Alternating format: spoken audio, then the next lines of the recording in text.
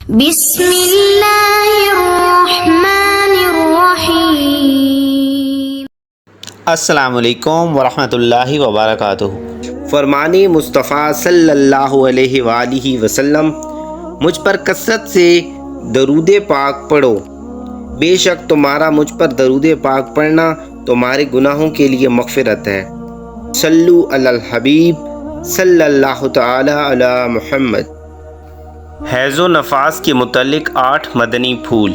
حیض و نفاس کی حالت میں اسلامی بہنیں درس بھی دے سکتی ہیں اور بیان بھی کر سکتی ہیں۔ اسلامی کتاب کو چھونے میں بھی حرج نہیں۔ قرآن کریم کو ہاتھ یا انگلی کی نوک یا بدن کا کوئی حصہ لگانا حرام ہے۔ نیز کسی پرچے پر اگر صرف آیت قرآنی لکھی ہو، دیگر کوئی عبارت نہ لکھی ہو، تو اس کاغذ کے آگے پیچھے کسی بھی حصے، کونے، کنارے کو چھونے کی اجازت نہیں۔ قرآن کریم یا قرآنی آیت یا اس کا ترجمہ پڑھنا اور چھونا دونوں حرام ہے۔ اگر قرآن عظیم جزدان میں ہو تو جزدان پر ہاتھ لگانے میں حرج نہیں۔ یوں ہی رومال وغیرہ کسی ایسے کپڑے سے پکڑنا جو نہ اپنا تابع ہو نہ قرآن مجید کا تو جائز ہے۔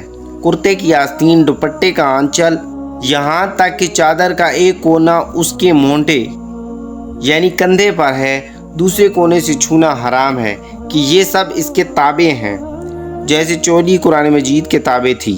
اگر قرآن کی آیت دعا کی نیت سے یا تبرک کے لیے، جیسے بسم اللہ الرحمن الرحیم، یا ادائے شکر کو، یا چھینک کے بعد الحمدللہ رب العالمین، یا خبر پریشان پر ان للہ و انا الیہ راجعون کہا، بنیت ثنا پوری سورت فاتحہ یا آیت الکرسی یا سورت حشر کی پچھلی 3 آیتیں هو اللہ الذی لا الہ الا ہوا سے آخر سورت تک پڑھیں۔ ان سب صورتوں میں قرآن کی نیت نہ ہو تو کچھ حرج نہیں۔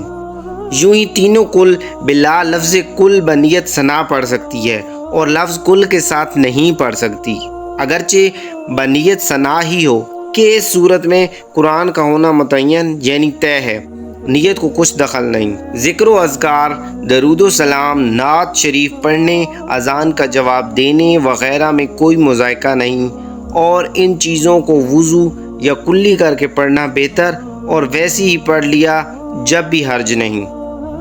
حلقہ ذکر میں شرکت کر سکتی ہیں، بلکہ ذکر کروا بھی سکتی ہیں۔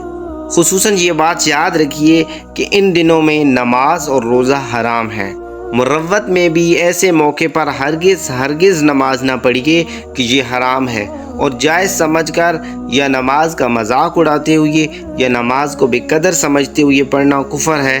فقہائے کرام رحمہم اللہ السلام یہاں تک فرماتے ہیں بلا عذر جان بوجھ کر بغیر وضو کے نماز پڑھنا کفر ہے، جبکہ اسے جائز سمجھے یا استہزان یعنی مذاق اڑاتے ہوئے یہ فعل کرے۔